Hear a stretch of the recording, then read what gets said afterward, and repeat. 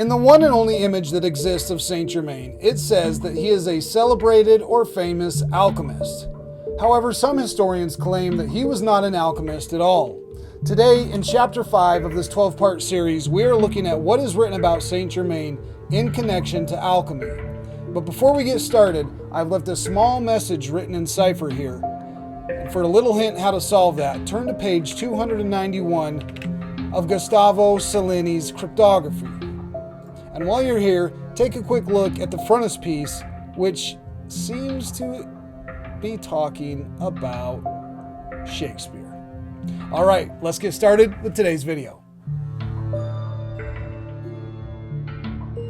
Chapter 5, Alchemy. I'm reading from Secret Societies and the French Revolution by Una Birch. St. Germain was credited with the possession of alchemical secrets, and he was said to practice the crystallization of carbon.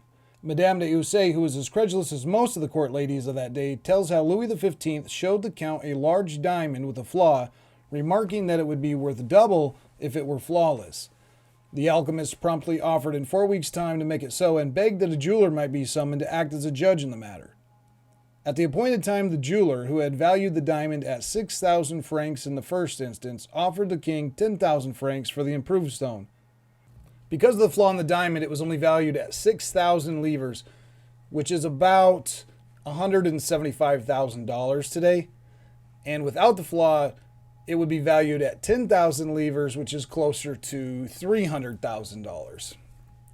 St. Germain looked at the diamond closely and said he could do it. The diamond was weighed, and he took it away. About a month later, he brought it back, wrapped in amianthus. The king had the Duc de Gontat take it back to the same jeweler, who gave him 9,600 livres for it. But when the money was brought back to the king, he refused it, saying he would like the diamond back to keep it as a curiosity. Andrew Lang, in his Mysteries of the Universe, supposes St. Germain purchased another diamond, one without a flaw, but so like the king's in color and proportion that the king would receive it back as his own with the flaw removed. Andrew Lang writes here, he pretended to have the secret of removing flaws from diamonds.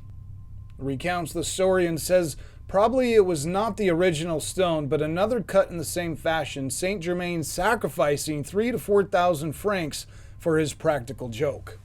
But Andrew Lang had assumed that the removal of flaws from diamonds was impossible.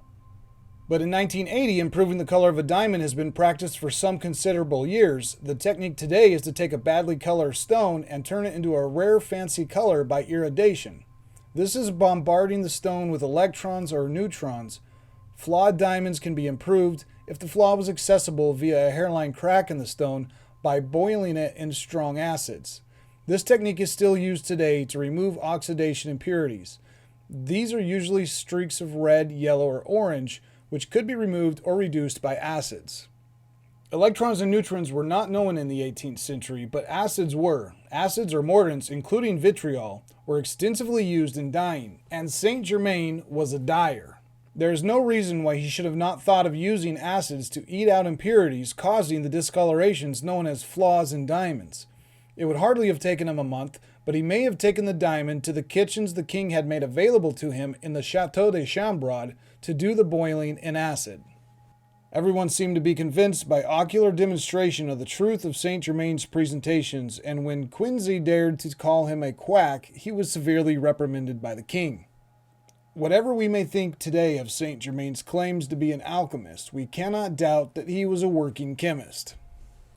There might be something in the elixir of life and in the philosopher's stone. It might be possible to make precious stones chemically, and St. Germain, who seemed to be over a century old at least, might have all these secrets.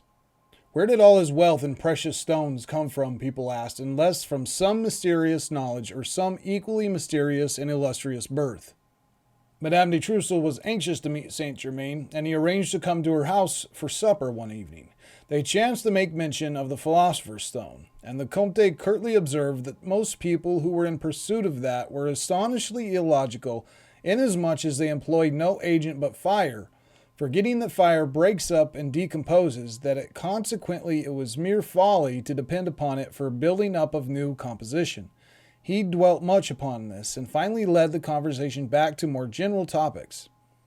In 1763, Graf Karl Cobenzl says, Among the number of his accomplishments, he made under my own eyes some experiments, of which the most important were the transmutation of iron into a metal as beautiful as gold, and at least as good for all goldsmiths' work.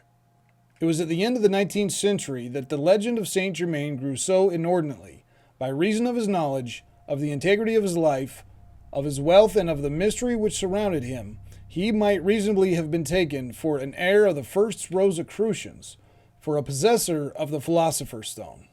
Casanova describes a meeting with St. Germain which occurred in Belgium under the most unusual circumstances. Casanova was surprised to see some grooms walking spirited horses up and down, and he asked to whom the fine animals belong. He was told, to the Comte de Saint Germain, the adept, who has been here a month and never goes out. Everybody who passes through the place wants to see him, but he makes himself visible to no one. This was sufficient to excite the curiosity of Casanova, who wrote requesting an appointment.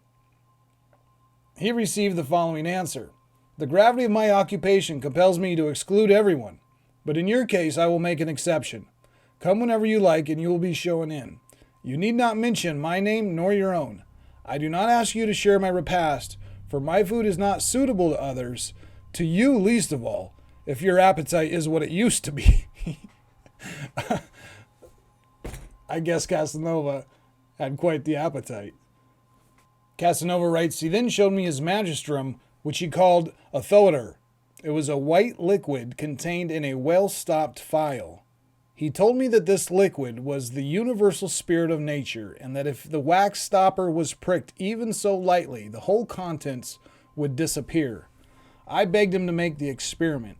He thereupon gave me the phial and a pen, and I myself pricked the wax, and lo, the phial was empty." He could not deny that St. Germain was a chemist of extraordinary skill, whose accomplishments were astonishing if not practical. The adept refused to disclose the purpose for which these chemical experiments were intended, maintaining that such information could not be communicated. Casanova further records an incident in which St. Germain changed a 12-sols piece into a pure gold coin. Being a doubting Thomas, Casanova declared that he felt sure that St. Germain had substituted one coin for another. He said so to the Count, who replied, "Those who are capable of entertaining doubts of my work are not worthy to speak to me," and bowed the Italian out. This was the last time Casanova ever saw St. Germain. There is other evidence that the celebrated Comte possessed the alchemical powder by which it is possible to transmute base metals into gold. He actually performed this feat on at least 2 occasions, as attested by the writings of the contemporaries. The Marquis de Walpole, visiting St. Germain in his laboratory, found the alchemist busy with his furnaces.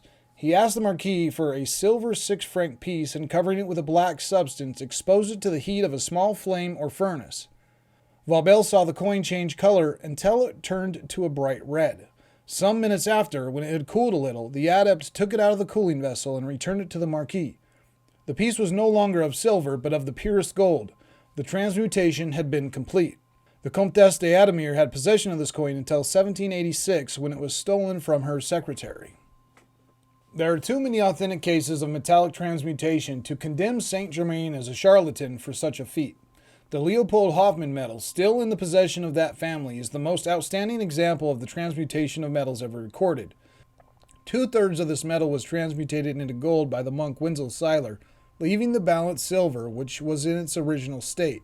In this case, fraud was impossible, as there was but one copy of the metal extant.